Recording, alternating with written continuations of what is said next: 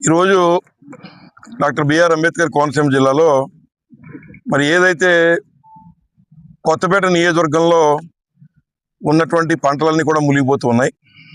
అలాగే శివారు ప్రాంతాల్లో నీరందక భూములన్నీ కూడా నెరలగిస్తూ ఉన్నాయి. ఈ విపత్కర పరిస్థితికి గల కారణాలు ఏమిటంటే, సంపద సృష్టిస్తాము అని చెప్పి అధికారంలోకి వచ్చినటువంటి మరి ఎవరైతే తెలుగుదేశం పార్టీ నాయకులు ఉన్నారో వారు సంపద సృష్టించలేదు సరికదా, కేవలం నీరిస్తే ఈ ఖరీఫ్ పంటలోనే సుమారు 3,500 కోట్లు కష్టపడి పండించగలిగిన శక్తి గల రైతులు ఈ ప్రాంతంలో ఉన్నారు. అటువంటిది వారికి నీరు కూడా ఇవ్వలేని పరిస్థితిలో ఇవాళ ఈ కూటమి ప్రభుత్వం ఉందని చెప్పి సందర్భంగా తెలియజేస్తున్నాను. మొన్నే మంత్రివర్యులు కూడా వచ్చి ప్రాంతం అంతా కూడా తిరిగి ఎక్కడైతే నీరు అన్ని బాగున్నాయో అటువంటి ప్రాంతాల్లో ఫోటోషూట్, అంటే కొత్తగా పెళ్ళైన వాళ్ళు ఫోటోషూట్లు తీసుకుంటారని వాళ్ళ వల్ల అక్కడ వస్తుంటారు.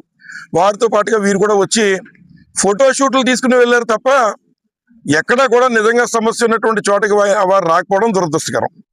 ముఖ్యంగా మేము మనవి చేస్తున్నాం, ఏదైతే ఈరోజు కూడా మొన్న ఉన్నటువంటి వేసవ కాలంలో మరి వేసవి కెనాల్ క్లోజర్లో ఈ ప్రభుత్వం పనులు చేయడంలో పూర్తి వైఫల్యం చెందడం వల్ల ఇవాళ కొత్తపేట నియోజకవర్గంలో ఉన్న రైతులకేమో నీరు ఎక్కువైపోయి ఉన్నటువంటి నార్మల్ అన్ని కూడా పాడైపోయి ఇవాళ వాళ్ళు ఏదైతే బ్యాంకుల్లో బంగారాలు తాకట్టు పెట్టి రుణాలు తెచ్చుకున్నప్పటికీ కూడా పంట వేసుకోలేని పరిస్థితి ఏర్పడింది.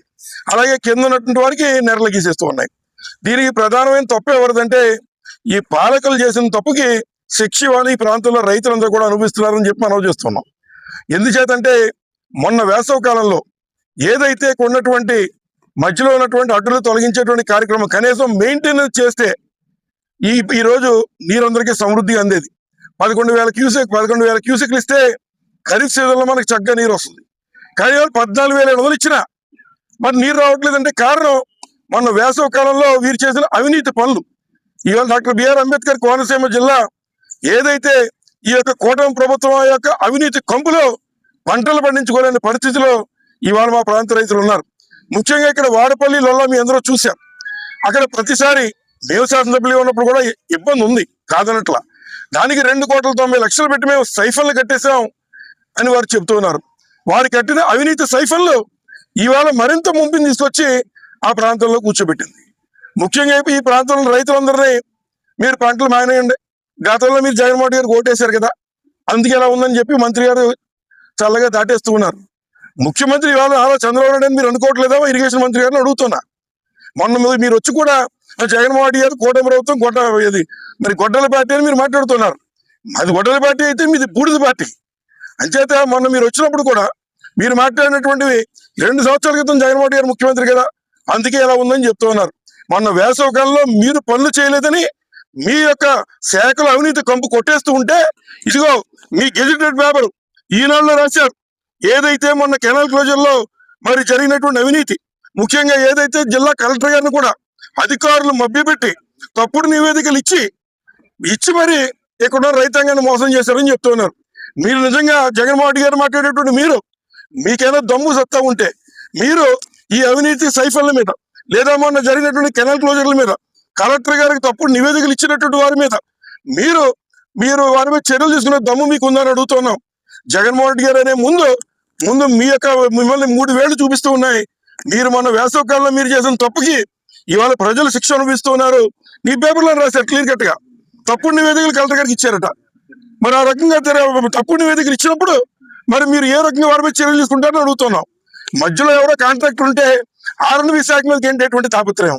మంత్రి గారు వచ్చి వారి శాఖలోనేమో అవినీతి కంపు కొడుతూ ఉంటే మరి ఆర్ఎండ్బి వాళ్ళు ఎవరో కాంట్రాక్టర్ ని పనిపోసం చేసి కాంట్రాక్టర్ మీద 4 మాటలు మాట్లాడితే వాటిని వాట్సాప్ లో పెట్టి ఫలానా చెత్తగిస్తూ ఉన్నారు.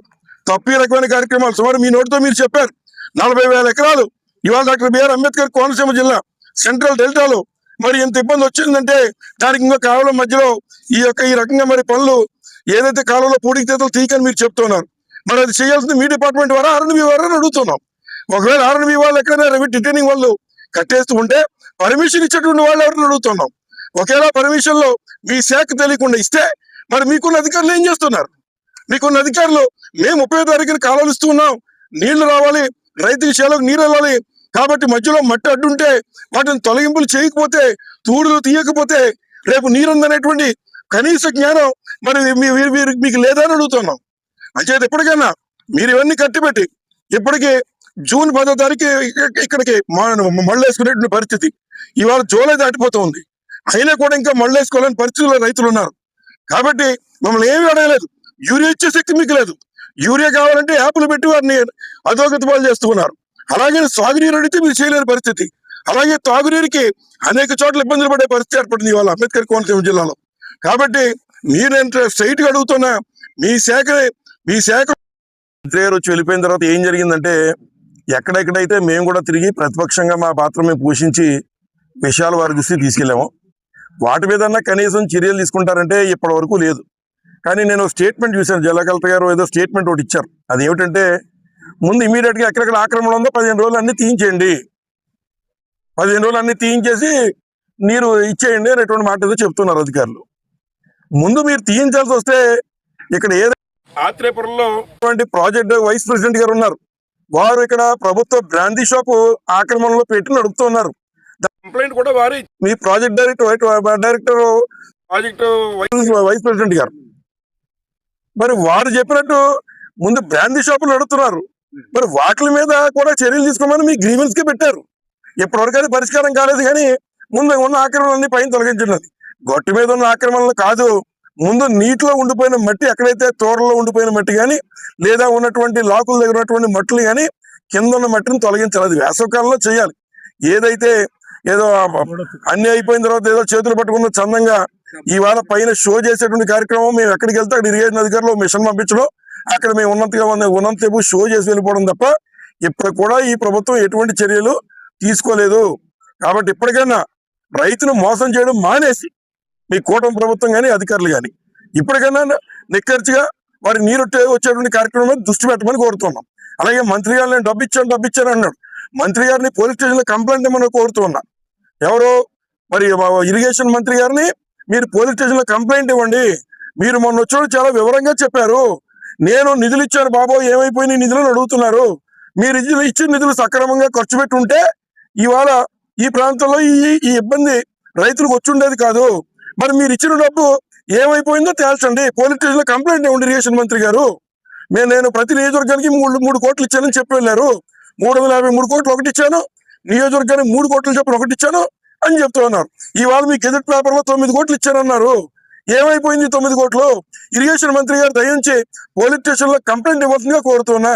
మీరు ఇచ్చిన డబ్బు సక్రమంగా కట్టి ఉంటే ఇవాళ రైతులకి ఇవాళ నీరందని పరిస్థితి ఉండేది కాదు. మరి ఆ డబ్బు ఏమైపోయిందో ఇరిగేషన్ మంత్రి గారు ముందెళ్ళి కంప్లైంట్ ఇవ్వాలని ఈ సందర్భంగా మీకు తెలియజేస్తున్నాను.